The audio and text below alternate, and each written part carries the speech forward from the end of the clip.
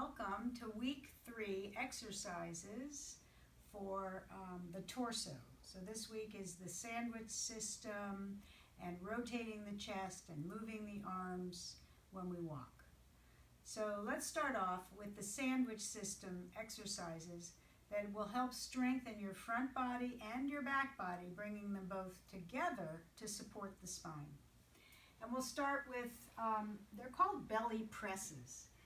If you're comfortable with a blanket underneath the back of your head, or if your chin juts up, do use a blanket.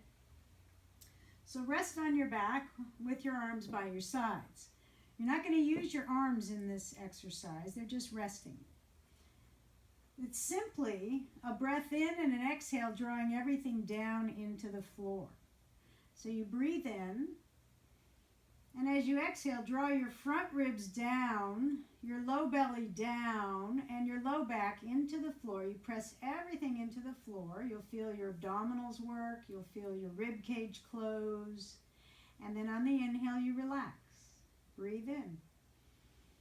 And on the exhale, closing the front ribs, pressing them down into the floor, pressing the low belly, the low back down into the floor. Be careful not to use the glutes. You don't want to squeeze and lift the hips. This is simply from the hips to the shoulders, an isolated movement, and then relax and breathe in.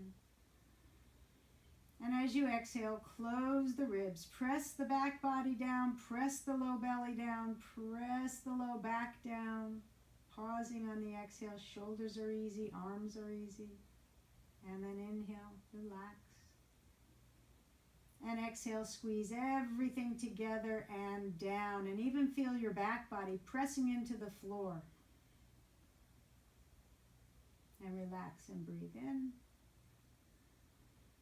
And exhale, squeeze everything together and press down. And then you continue to do as many of these as you can. And when you're done, you're done. So that's the belly press. The next one we'll do is double knee taps. And that exercise strengthens the low belly, emphasizes the low abs, and it improves your sandwich system. Now, I recommend rounding the low back into the floor so you don't feel any low back discomfort on this one. So notice where your feet are. You could roll your head to one side, make sure you can see them so they're not too close together. Bring them hips width and distance, resting your head, resting your arms. Keep your knees in line with your hip sockets and the feet in line with the knees the whole time. So your thighs don't come together, they stay hips width apart. So breathing in, and as you exhale, lift the knees and the feet, point the toes, round the low back, breathe in, and exhale, toe tap. Round the low back if your low back bothers you.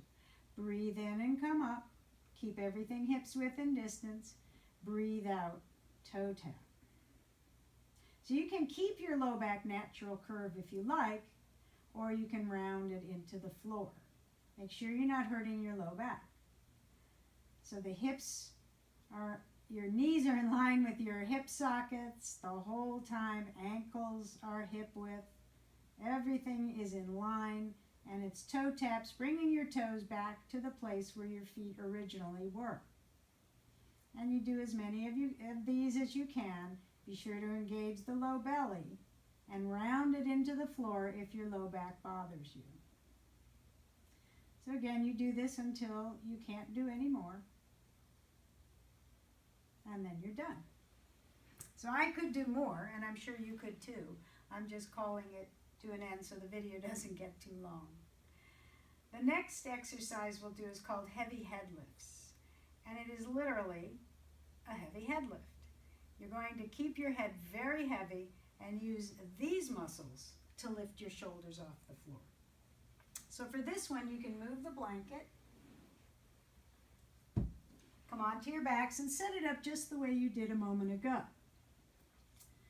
Bend your elbows and place your head into the palms of your hands. Bring your hands interlaced together. For this one, you can keep the low back natural curve, or you can round the low back into the floor. Either one. make sure you don't feel any low back pain. And you might be wondering, well, which one might be better for you? If your pelvis is always tipped forward and you have an exaggerated low back curve, then it's better to do this exercise with your low belly down and your low back down.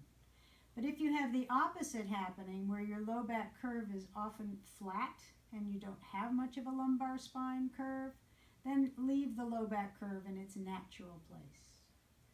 Interlace your hands behind, look up at the ceiling and find a target. You're not going to lose sight of the target so that it'll prevent you from yanking your head to your chest. Continue looking up, take a breath in, and as you exhale, lift your shoulders off the floor, continue looking up. If it bothers your shoulders at their socket, you can close your elbows. If it doesn't, you can keep the elbows wide. The breath in takes you back down, and the exhale lifts you up. Then again, mind the low back curve. You decide which is best for you, and you just do lifting up and lowering down. The head feels heavy in the hands are pressing against the head against the hands, and you're really targeting this muscle group right below where the ribs split into two sections. And these are the muscles that help bring your low ribs down and in for the sandwich system. And like all of the other exercises, you do this until you can do no more. And usually then you could really do one or two more, and then you're done. And stretch it out. So reach your legs long, reach your arms overhead. Stretch yourself in two directions, and then maybe a side bend, reaching one side longer and the other. So you've done 3 of the 4 exercises for the sandwich system, and now it's time to do an exercise that will strengthen the back body.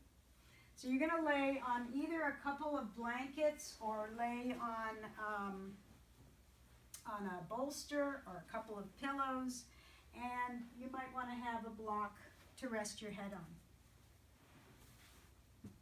So laying on the bolster, I want to show you one action first. Pubic bone to navel draws your hip points up. Pubic bone to navel lengthens the low back, draws the low belly in to support the low back. So you want to do that when you're laying on your front.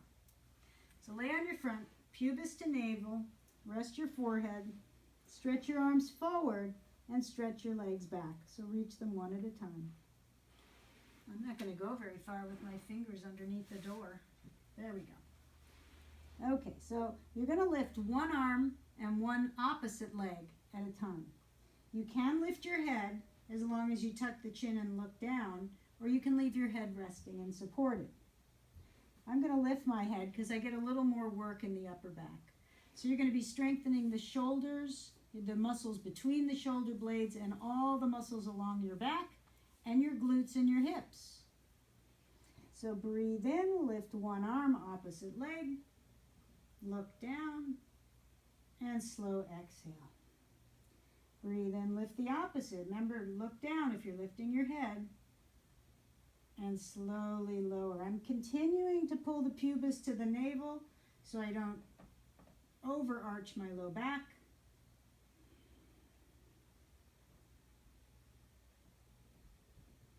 So I would recommend at least 10 rounds.